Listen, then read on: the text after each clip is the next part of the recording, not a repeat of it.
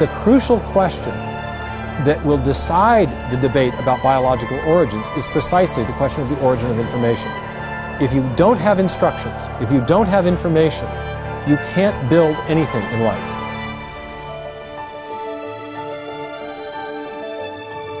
Everyone who works in biology knows that information is needed in order for a living cell to do what it does. On the other hand, there's this huge mystery surrounding information, because we also know as humans that information doesn't come from nowhere, it has to come from somewhere. So you have this big question mark in the origins question in biology: where did all the information come from?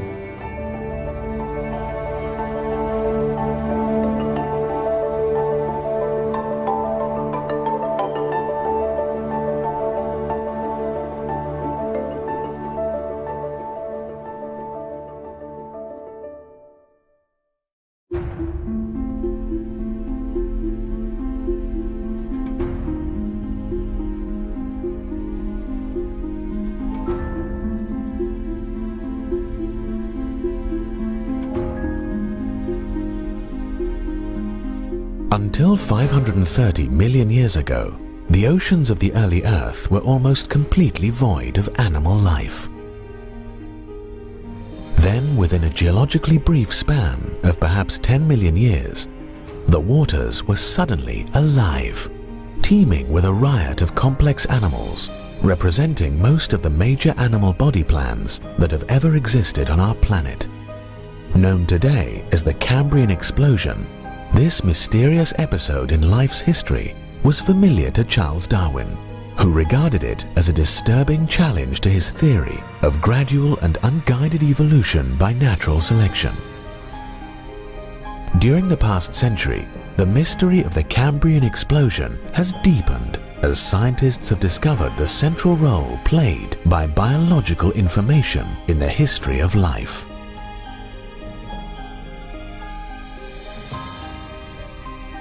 The Cambrian explosion is not just an explosion or the abrupt appearance of many new forms of animal life.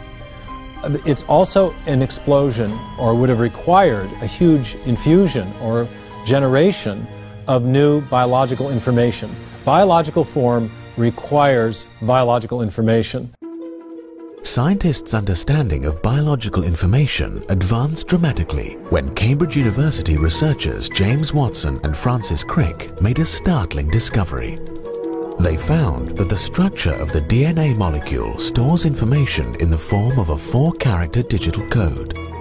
Strings of precisely sequenced chemicals called nucleotide bases supply the assembly instructions, the information, for building the crucial protein molecules that living cells need to survive. Crick later came to realize that the chemical constituents in DNA function like letters in a written language, or digital symbols in a section of computer code.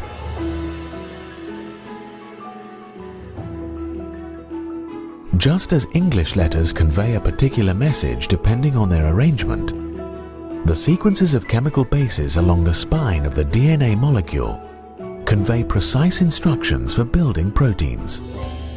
The arrangement of these bases directs the arrangement of the 20 different kinds of amino acids that make up protein molecules.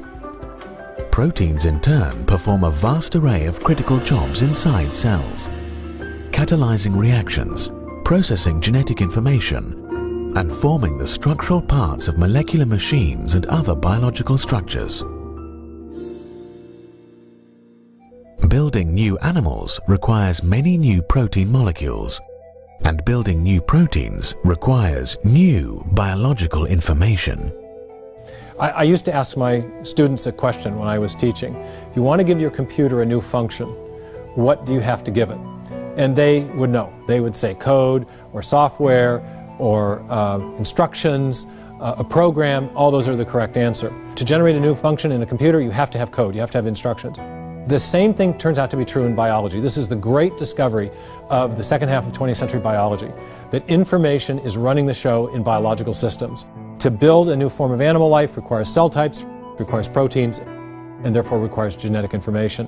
And that's the big question that the Cambrian explosion presents. If you want to think about how to build an animal, How would these animals get built? You have to have some explanation for the informational requirements of their construction. According to modern evolutionary theory, new proteins and new forms of animal life arise through random genetic mutations sifted by natural selection. But in an alphabetic text or a section of computer code, random changes typically degrade meaning or functionality and ultimately generate gibberish. As we've come to appreciate the digital or typographic character of genetic information, it raises some really interesting questions about the efficacy of that mutation-driven mechanism.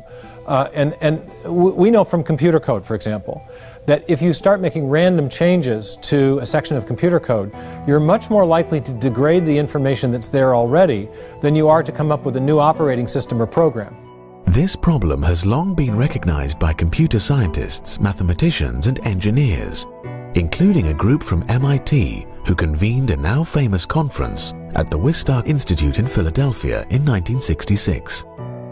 These scientists met to consider whether the random mutation natural selection mechanism could conceivably generate enough biological information to build a new animal or even a new protein in the time available to the evolutionary process. One of these scientists was MIT engineering professor Murray Eden. No currently existing formal language can tolerate random changes in the symbol sequences which express its sentences. Meaning is almost invariably destroyed. Murray Eden, MIT. Eden knew that random changes to alphabetic or digital characters inevitably degrade the information in any section of alphabetic text or digital code, and for a very good reason. Whether you're talking about digital code in a software program or a section of text in an English sentence or book, or the genetic text in DNA, there are vastly more ways to arrange the relevant characters that convey the information in a way that will produce gibberish than there are that will produce function or meaning. Eden and his colleagues suspected that the genetic code faced a similar difficulty. When it came to producing new genetic information, at least enough to generate a new protein, the random mutation natural selection mechanism had to deal with what mathematicians call a combinatorial problem. In mathematics, the term combinatorial refers to the number of possible ways that a set of objects can be arranged or combined. In genetics, the combinatorial problem poses a severe challenge to the random mutation natural selection mechanism. To understand why, imagine a thief who would like to steal a beautiful new bike. All that stands between the thief and the bike is a lock with 4 dials, each marked with the numbers 0 to 9. But there is only one correct combination that will set the bike free. The reason a bike lock works is that there are vastly more ways of arranging those numeric characters that will keep the lock closed than there are that will open the lock. A thief without knowledge of the combination must guess the right combination from among 10 times 10 times 10 times 10 possibilities. That's 10,000 possible combinations, which usually would be more than enough to defeat a random search for the one right combination. Yet there is still a way the thief might succeed. If he has enough time to try enough combinations, he might eventually identify the right one by chance. For example, if trying each combination takes 10 seconds, then in 15 hours an especially diligent thief could try more than 5,000 combinations, or more than half of the total possible combinations. In that case, he would be more likely to succeed than to fail in opening the lock. But now imagine a much more complicated lock. Instead of 4 dials, this lock has 10 dials. Instead of 10,000 possible combinations, this lock has 10 to the 10th power, or 10 billion possible combinations. With only one combination that will open the lock out of 10 billion, it's much more likely that the thief will fail, even if he devotes his entire life to the task. So what about relying on random mutations to search for a new DNA sequence capable of directing the construction of a new functional protein? would such a random search for new genetic information be more likely to succeed or fail in the time available to the evolutionary process? In other words, is a random mutational search for a new gene or protein more like the search for the combination on the 4-dial lock or the 10-dial lock? The scientists at the Wistar conference were unable to definitively answer that question because at the time, no one could adequately quantify how hard the search problem was. So in the late 1960s, one could make these arguments based upon analogy to things we understood, written language, computer code, but we didn't have any experimental data to show whether those analogies actually suited the biological case. So no one could come up with the exact numbers to answer these questions back then. Molecular biologists at the time did know that the number of possible combinations corresponding to any given sequence of DNA is extremely large and grows exponentially with the length of the molecule in question. For example, corresponding to one short protein 150 amino acids long, there are 10 to the 195th power other amino acid arrangements of that length. That's an unimaginably large number. But scientists in the 1960s didn't know how many of those arrangements were actually functional. They didn't know, in effect, how many combinations would open the lock. That didn't stop evolutionary biologists from speculating. Many argued that there must be a high proportion of functional sequences among all possible sequences, so that a random search for a new functional sequence would have a high probability of success. The way they did that is to say, well, maybe biological sequences are not nearly as finicky, not nearly as picky about which characters are where as written language is or as computer code is. And so that's the track that they took. That maybe proteins don't really care which amino acid is where, and there's a great deal of variability, and therefore you can have the same function performed by a huge number of protein chains and a huge number of genes. But recent experiments in molecular biology and protein science have replaced speculation with data. These experiments have established that DNA-based sequences capable of making functional proteins are in fact extremely rare among the vast number of possible sequences. Just how rare? After working at Cambridge University, molecular biologist Douglas Axe set out to answer that question, using a technique called site-directed mutagenesis. His experiments enabled him to estimate that for every DNA sequence that generates a functional protein of just 150 amino acids in length, there are 10 to the 77th amino acid arrangements that will not fold into a stable three-dimensional protein structure capable of performing that biological function. One correct sequence for every 10 to the 77th power incorrect sequences. That's equivalent to searching for just one combination on a lock with 10 digits on each of 77 dials. To put this in perspective, keep in mind that there are only 10 to the 65th atoms in the entire Milky Way galaxy. Could random genetic mutations effectively search a space of possibilities that large in order to find even a single functional protein sequence? So given that you have this very daunting probability, 1 in 10 to the 77th power, how could something that improbable happen? Well, as we know generally with improbable things, the way that they can happen is by having lots and lots of opportunities for them to happen. So for life, those opportunities take the form of individual living organisms in which a mutation could occur that could conceivably provide the solution. No matter how rare it is, if you get enough of these opportunities, it can become probable. So the question is, if the number is 1 in 10 to the 77th power, if that's the improbability that must be overcome, would the number of organisms that have existed on the planet since the beginning of life come close to matching that number? And it turns out that it doesn't come anywhere close. During the entire 3.5 billion year history of life on Earth, it is estimated that only 10 to the 40th individual organisms have ever lived. Yet 10 to the 40th power represents only a small fraction of 10 to the 77th power, only 1 10 trillion trillionth to be exact. In other words, for even a single functioning protein fold to arise, the mutation selection mechanism would have time to search just a tiny fraction of the total number of relevant sequences, 1/10 trillionth of the total possibilities.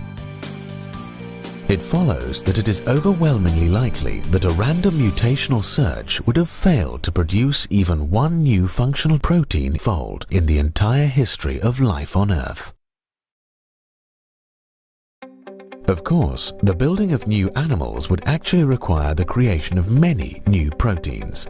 For this and other reasons, a number of scientists are now questioning the creative power of the random mutation natural selection mechanism. Even evolutionary biologists writing in professional peer-reviewed biology journals are acknowledging difficulties with traditional evolutionary theory.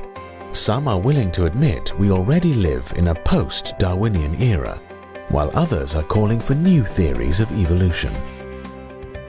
Meyer and Axe are part of a growing minority that has urged the consideration of another possibility. For Meyer, the recognition of that other possibility grew out of his work as a PhD student in the philosophy of science at Cambridge University. During his studies, Meyer ended up examining the scientific method used by Charles Darwin in his classic work On the Origin of Species. Darwin's method focused on trying to establish the causes of events in the remote past, in history. Darwin's historical scientific method is different from what many people ordinarily think of science. It's a much more forensic style of reasoning than your ordinary experimental bench science.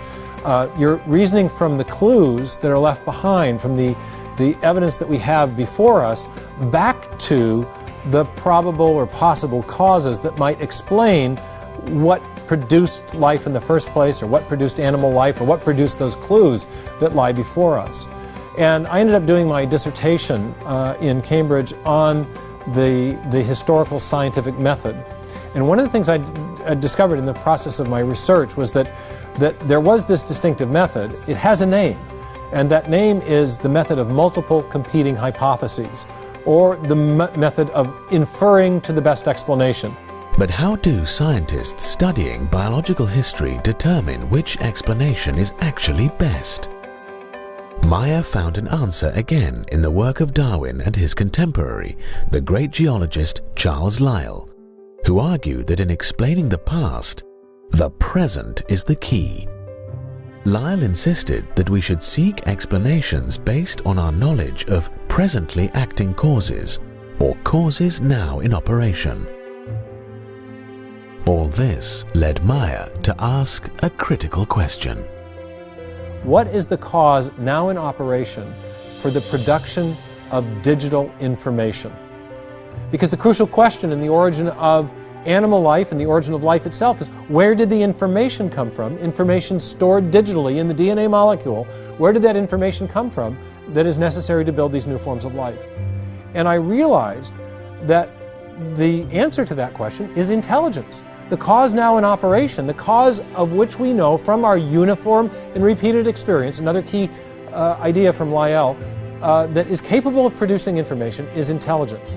Whether we're looking at a hieroglyphic inscription, or a paragraph in a book, or a section of computer code, or even information embedded in a radio signal, whenever we see information, especially when we find information in a digital or typographic form, and we trace it back to its ultimate source, we always come to a mind, not a material process.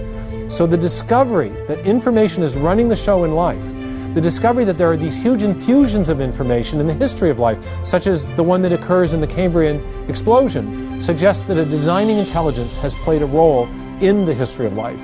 And it also suggested to me that it was possible to formulate a scientific case for intelligent design, that is, a case for intelligent design based on the same scientific method of reasoning that Charles Darwin had used in The Origin of Species. And so if you want to say intelligent design isn't science, you would have to say that the Darwinian argument in The Origin of Species is also not science, but no one really wants to say that. He's not using an unscientific method, he's just using a different method of scientific reasoning, an historical method of scientific reasoning, and I use that exact same method in formulating the positive case for intelligent design in both Darwin's Doubt and in Signature in the Cell.